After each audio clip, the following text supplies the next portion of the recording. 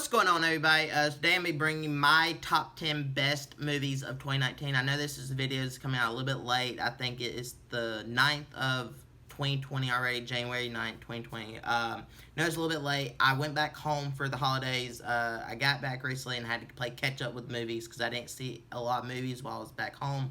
Only movie I really saw was Star Wars.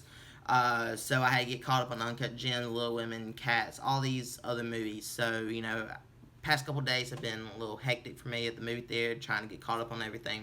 But I am finally compiled up my list of all the movies I have seen. I have not seen everything. These are, of course, I might leave out a couple that I didn't think of or whatnot, but these are my top 10 favorite movies of the year, the ones I thought were the best of the year. So they're my opinions alone. Your list might not match up with mine. The order might not match up on it, whatever. These are my opinions, so hey, just go with it. I'm just telling you what I liked throughout the year, or that I thought was great and I enjoyed the most. So let's just start all off. I'm gonna run through these honorable mentions real quick because obviously I have way more than 10 that I want to shout out. First up is Once Upon a Time in Hollywood. Don't really have to say much about that. I love that film. I thought it was great. If I could put a number 11, that's the movie that would be at number 11. The next three are three movies based off true events, and that is Richard Jewell, Dark Waters, and Bombshell. Each one of these movies were really entertaining, told the story well, that I felt like, three films that everyone should go watch. Bombshell is the only one that I can understand if you didn't want to watch it. But Dark Waters and Richard Jewell, I feel like everyone needs to watch. They are two fantastic films, and yeah, I'm not gonna say much about them, but all three of them are great to watch, and that's why I didn't put one of them up there, because I thought they were all equally as good. And yeah, that's why they're on my honorable mentions. Next up is Little Women. Surprisingly, I fell in love with this film a lot more than I thought I would. I enjoyed the hell of it. Well acted, well story, kept me entertained throughout the whole thing. Funny, it covered everything that I thought it would and more, so Little Women had to come up on here. Next up is Crawl, which is a movie that surprised the hell out of me. I was not ever wanting to watch this movie, then I Redboxed it, fell in love with it, bought it on Black Friday. I had a shout out just because of how much it took me by surprise and how good it was. So yeah, Crawl. If you haven't seen it, go check it out. It's worth everyone's watching at least once, Next up are two comedies. You may or may not like them. These are just what I liked. Long Shot with Seth Rogen and Charlize Theron. It's funny that Charlize Theron comes up on my list twice, but she had a good year for films, and Long Shot was definitely a really good film. I enjoyed it. Her and Seth Rogen have great chemistry. Yeah, go check that one out if you haven't. And then the other one is Jexi. Jexi is probably the movie that I laughed at the most throughout in a theater or at any film this year. Really funny movie. Can't wait to get it next week when it comes out on Blu-ray and rewatch it. But yeah, I love that film. I thought it was fucking hilarious. It was stupid, but it was fucking hilarious. Next up is Jojo Rabbit, which was a huge surprise. I had someone recommend that to me, and I went and saw it, and I fell in love with it. I thought it was great. Taika Waititi did a phenomenal job. Funny, sad, all that. Really good film. So go check out Jojo Rabbit if you haven't. Next up is Knives Out. Loved Knives Out. Thought that was a really good, murder mystery type game. I really enjoyed the way Rian Johnson wrote that and kept us guessing, and I felt like he did a great job, and the cast did a phenomenal job also. The next up is a movie that I feel like flew under people's radar, and that is The Good Liar, starring Ian McKellen and Helen Mirren.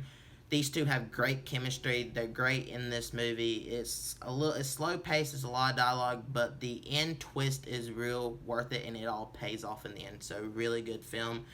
Next off is Serenity, which came out early this year in January, or last year in January. And that's Serenity, starring Matthew McConaughey, Anne Hathaway. I really enjoyed this movie. I thought that it was well acted, well shot. The story was fucking weird, but I loved it. And then the twist that they had, I really loved the twist that they had in Serenity. You did not really see that one coming. So Serenity is definitely an honorable mention for me.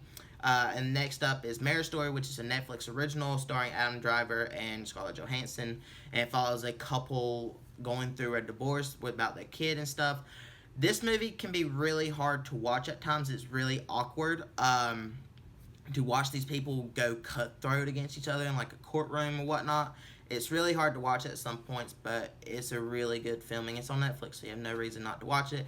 And last but not least, for the honorable mention, it is going to be Uncut Gems. This is by far Adam Sandler's best performance. It is, if it's not this, it's obviously going to be Reign Over Me. But I think Uncut Gems really sold it. It's his best performance in a long time. Let's just say that. I really enjoy this film. Is it as perfect as I thought it could be? No, but it is still a phenomenal film. Definitely go check it out. But let's dive right into my top 10. So number 10 coming in for me is Motherless Brooklyn. This was written and directed by Edward Norton. It also starred Ed Norton. It had Bruce Willis in it, and a handful of other actors like William Dafoe, Pierce Brosnan. Really great film. Really took me by surprise. I heard no one talk about this film. This is like an old school timey, like in the 50s, reporter, PI, investigative films. I thought this was well done. It felt like one of those old PI movies, but, you know, kind of modern. Not really modern. It just felt like one of those that I would have never thought I would have seen a movie like this come out in 2019. Let's just say that. And I fell in love with it. I can't wait to rewatch it. Go check it out if you haven't. Motherless Brooklyn, it's great. Number 9 is Ford vs. Ferrari. I love this film. I love James Mangold as a director. I hope I got that right. Christian Bale, Matt Damon, they have, you know, great chemistry. They're great in this film together. It's funny. Even though I don't know a lot about cars, I could keep up with everything, and I still had a blast at the movie theater, and definitely go check out Ford vs. Ferrari. Next up at number 8 is Avengers Endgame. And yes, I know it's at number 8. I just enjoyed other movies more than this one, and you're probably gonna hate me for this, but it did make it on my top 10 list. I do think Avengers Endgame is a great film. Don't get me wrong about that. I just thought these other films I enjoyed more personally. But let's move on, because I'm not going to talk about Avengers Endgame for too long. Number 7 is Joker. I don't really think I have to explain why. Joker was just a great film in general. Joaquin Phoenix blew it out of the park.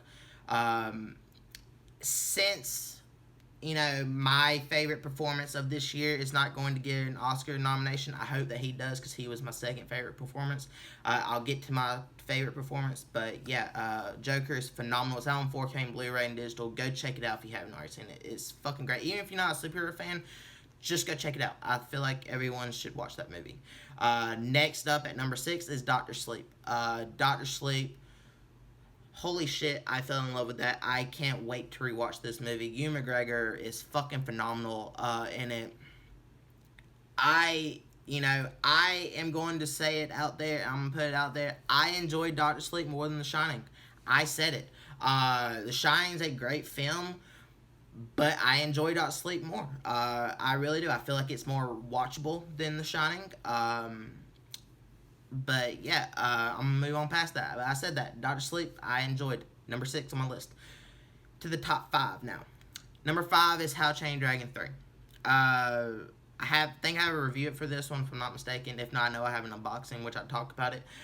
Go check those out if you haven't. But I am a huge fan of the How to Train Your Dragon series. It's my favorite anime series of all time, honestly. I have not seen an anime movie series that I've loved more than this series, or rewatched more than this series. The third one is the best one out of all of them. I love the way they ended it.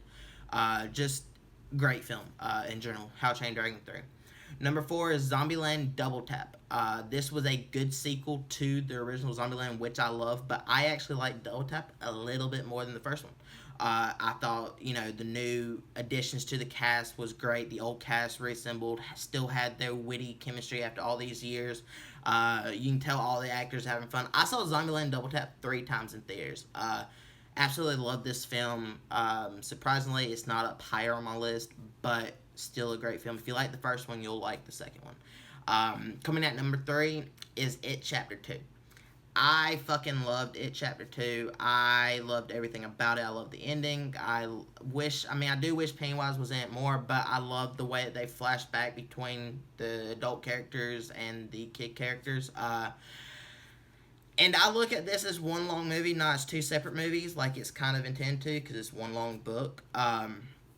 So, as this film, if I'm just talking about this film, is it as good as the original, the first part?